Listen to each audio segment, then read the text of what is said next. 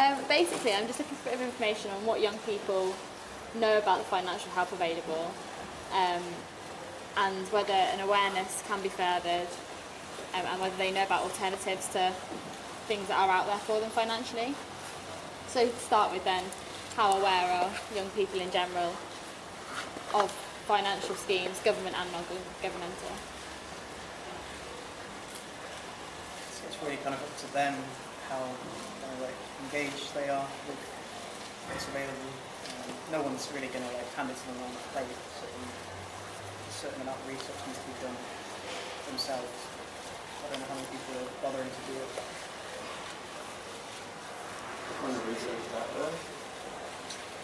I guess the internet. I don't really know. So out of necessity will come the desire to seek help.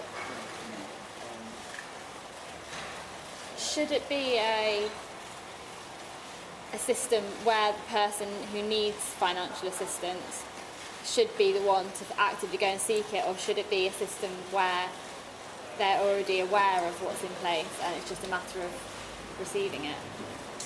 Personally, I think it should be more of a, as a person, as a young person going out there and trying to create something, it's a big step. It's a big step in itself.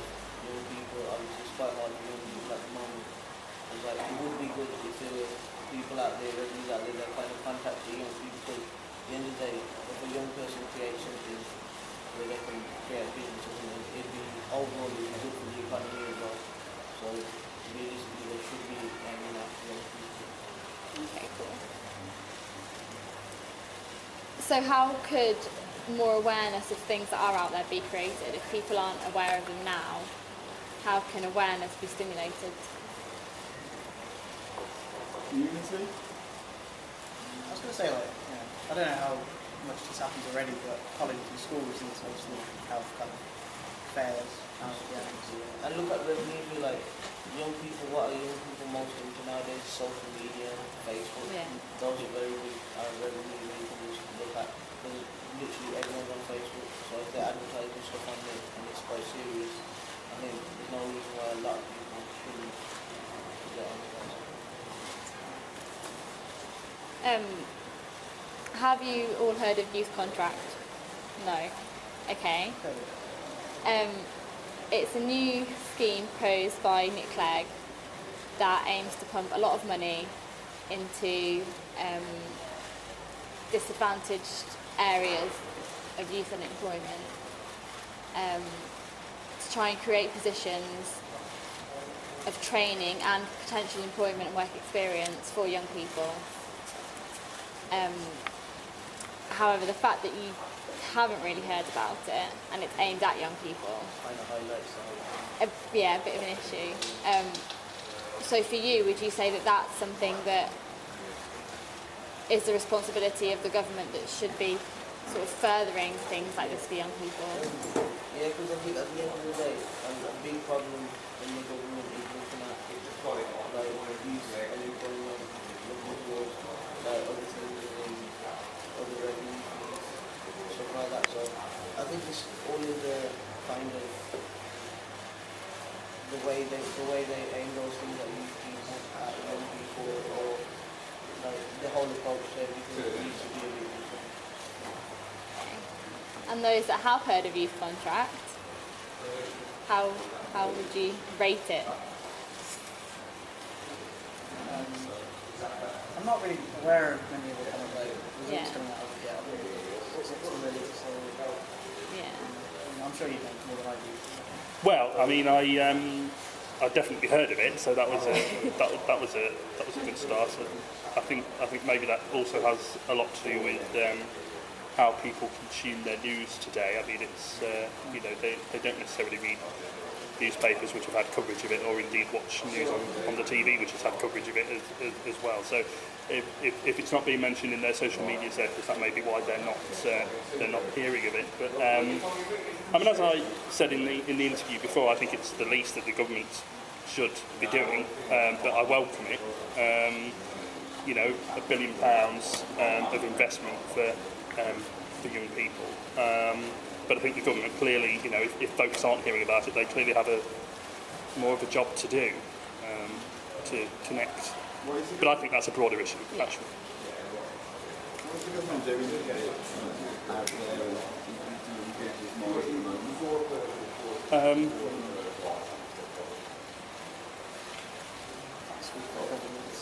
Yeah, I think it's in news circles and politician circles, but it's not evidently spreading. That's it. That's the thing. Like, if you're aiming at starting in those kind of circles, it's never really gonna branch out further. Yeah.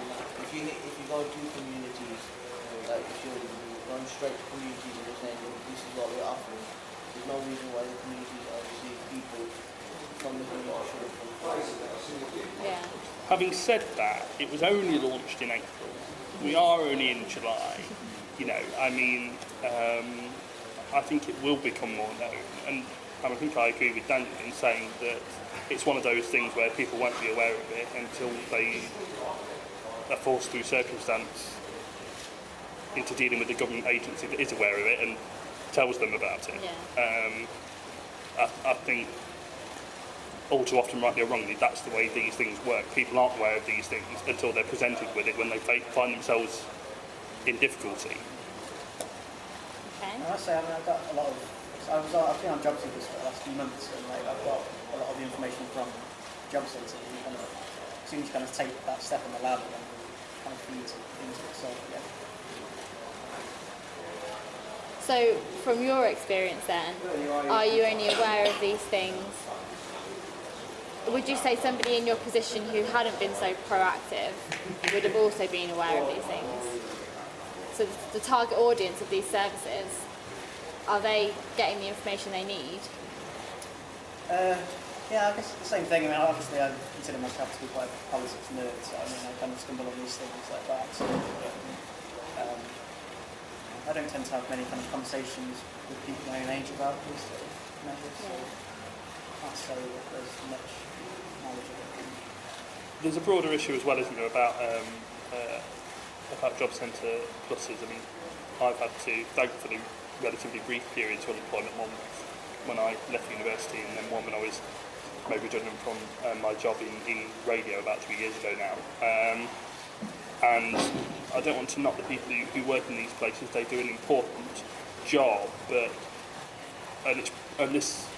this is probably the case because of the amount of people that they see and, you know, various other factors. But they're not always as helpful as they could be, and they're not always as enthusiastic about trying to help you find work as they could be, and they don't often speak to you in the right way. I think all of these things are a factor as well, and I don't know if that's about them being treated better by kind of the state, so that they are more enthusiastic or being paid more or whatever, but I don't know what Daniel's experience is, but these places aren't always as helpful as they should be, really. I feel a little bit like a punishment sometimes. Right.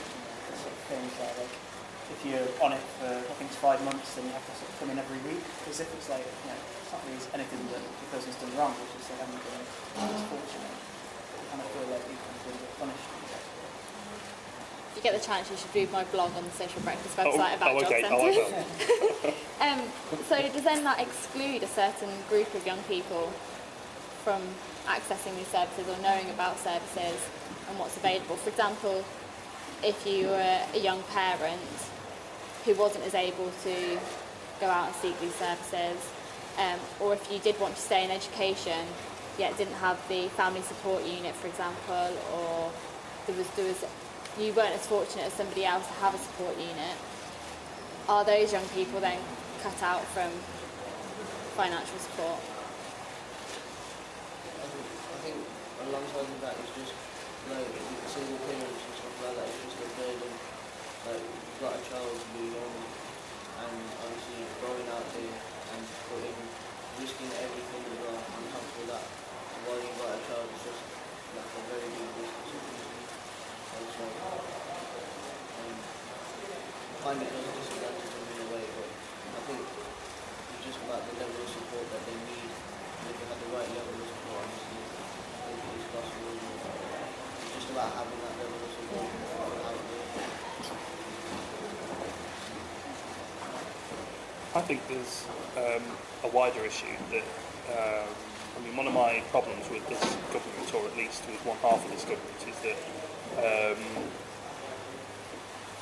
there's almost, and last Saturday I was at Social Liberal Forum conference. For those who don't know, the Social Liberal Forum is kind of the left-wing group within the Liberal Democrats, and I was at their conference last week, and Nick Clegg came and addressed us, so that was alien territory for him. But I got to interview Paul Burstow MP, who's the Lib Dem Minister in the Health Department, and the question that I asked him was, do you feel that this government is deliberately demonising people who are on any kind of benefit whatsoever, no matter what the circumstance that has led them to that point? I mean, my personal belief is that part of the Tory agenda has always been to demonise people on benefits so that we take our eye off, the rich getting richer and the shenanigans of the banks and all the rest of it. And my concern, and I've expressed it a number of times, is that Lib Dems are acquiescing to this way of this worldview. And instead of saying, yes, of course, there will be some people who treat the system badly, but the vast majority of people don't want to be on benefits. It's just through circumstance that they've ended up there. And you see it in if any of you are ever unfortunate enough to read the Daily Mail, they on a daily basis